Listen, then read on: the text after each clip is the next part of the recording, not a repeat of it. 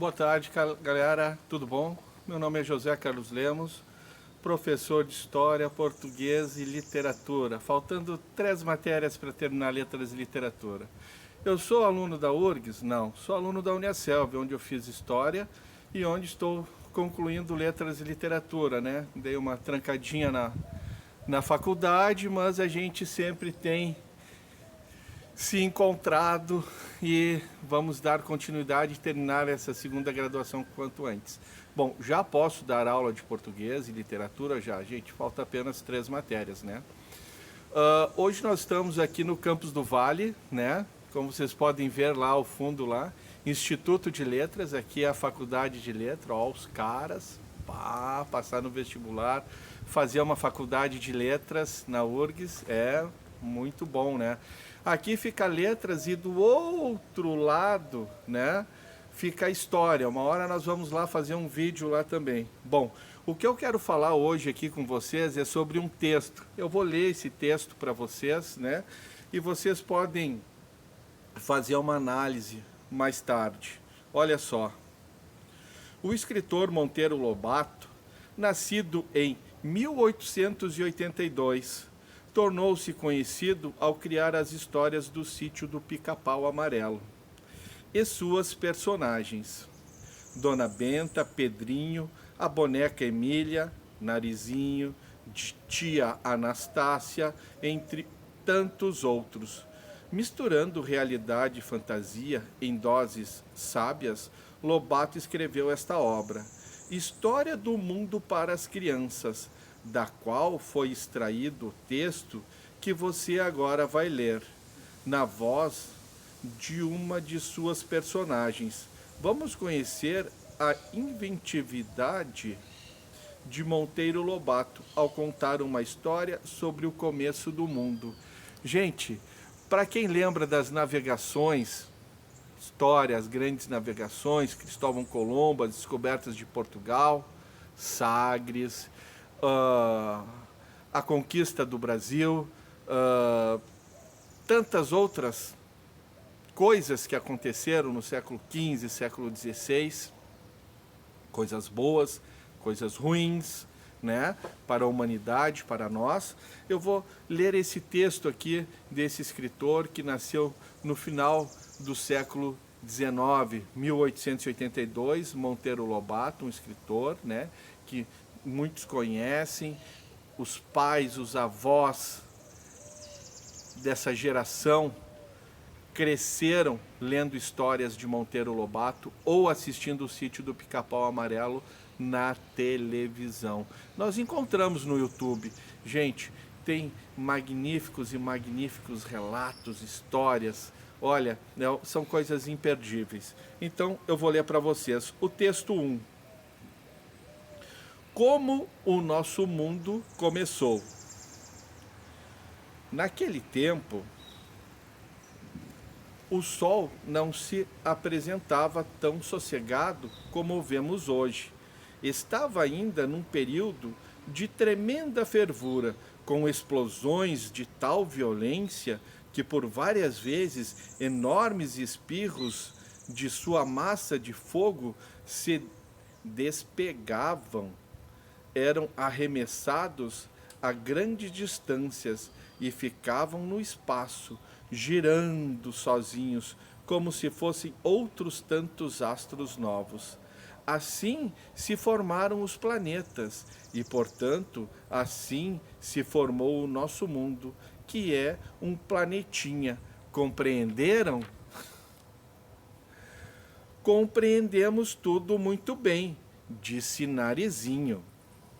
Com os olhos no Visconde, mas ali o nosso amigo Sabugosa parece que tem dúvidas. Está se remexendo tanto. Não são dúvidas, não, declarou Emília, tirando o Visconde do lugar onde estava e ajeitando-o em outro. É que Pedrinho o sentou bem em cima da almofada de alfinetes de Dona Benta. Nesse caso, continuemos, disse Dona Benta, rindo-se. Esse pedaço de sol que se destacou da grande massa e veio a ser a nossa Terra, não passava a princípio de uma bola de matéria em fusão. Com o andar dos séculos, foi se resfriando de fora para dentro e por fim transformou-se numa bola de pedra, envolta em espessa camada de vapores. Continuando o resfriamento, esses vapores foram se condensando em chuvas, e as águas das chuvas foram se acumulando nas depressões das rochas, e formaram os oceanos. E a terra ficou isto, pedra e água. O que era oceano era pedra nua, e vice-versa. Nessas águas começaram a aparecer as primeiras formas de vida, corpúsculos microscópicos apareceram primeiro na água. Depois, aprendendo a viver fora da água, passaram para as pedras. Apesar de muito pequenininhas, essas iscas de vida foram a origem de todos os seres existentes hoje. As pedras ou rochas nuas iam aos poucos se esfarelando e formando o que chamamos chão, terra ou solo. Nesse solo, as iscas de vida deram-se bem e cresceram, e foram variando de forma, até virarem o que chamamos plantas. Mas não todas, muitas em vez de virarem plantas, viraram animais. O que está dizendo, vovó? Exclamou Narizinho, admirada. Então um elefante veio de uma dessas iscas de vida? Espere algumas dessas iscas de vida em vez de se virarem logo em plantas,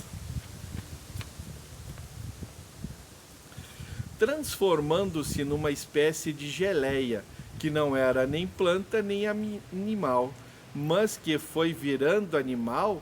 Depois essas iscas de animal foi evoluindo, como dizem os séculos, isto é, foi se transformando em organismos, os seres ou seres cada vez mais complicados, e desse modo, lentissimamente, com espaço de séculos, para que pequenas mudanças se dessem, surgiram os vermes, os insetos da água e terra, os peixes, as rãs, que tanto vivem na água como na terra, e os monstruosos lagartões, que já não existem mais, os dinossauros, né, gente? Os enormes lagartões que não existem mais. Bem, Dona Benta, essa é apenas uma das muitas teorias que existem, disse o Visconde. Então, seu Visconde sabichão, conte-nos já a sua teoria, gritou Emília. Amanhã, quem sabe? Agora já é tarde, vamos dormir. Todos para a cama, disse Dona Benta. Então, eu deixo para a reflexão de vocês, né, a evolução darwinista por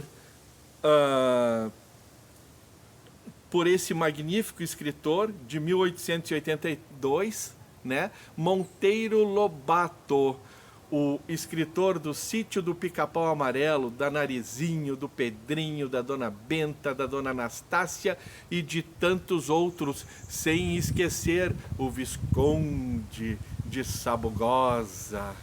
Quanta história linda, hein? Evolutiva. E se nós formos ver, essa evolução é aplicada a tantas outras matérias, tanto nas letras, quanto na literatura, quanto na história. Isso é história, e essa história é uma prova do 6º ano do Casarão da Várzea, e foi feita no ano de...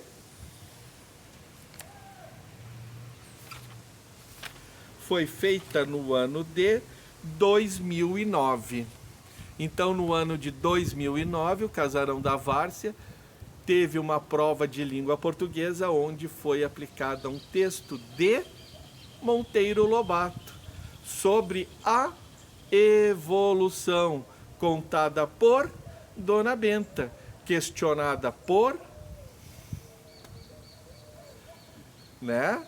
Questionada por Sabugosa, por o Visconde de Sabugosa, pela Emília, pela Dona Benta, por Narizinho, por Pedrinho, né? Então fica aí a nossa leitura desse domingo, né? Em que o Inter consegue ser campeão gaúcho de forma invicta. Que todos tenham gostado dessa história de Monteiro Lobato sobre a evolução.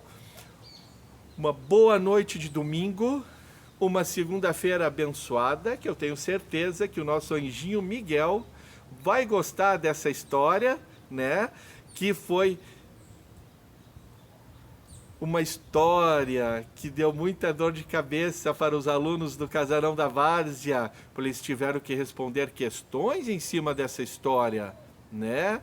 Questões sobre pronome, adjetivo, substantivo, né? Foi uma dor de cabeça responder depois as questões, crase. Então, gente, eu vou me despedir de vocês. Nosso anjinho Miguel que nos cuide durante esta semana, para que na sexta nós tenhamos muitas vitórias a comemorar, como o Inter hoje foi campeão. E uma boa noite de domingo a todas e a todos.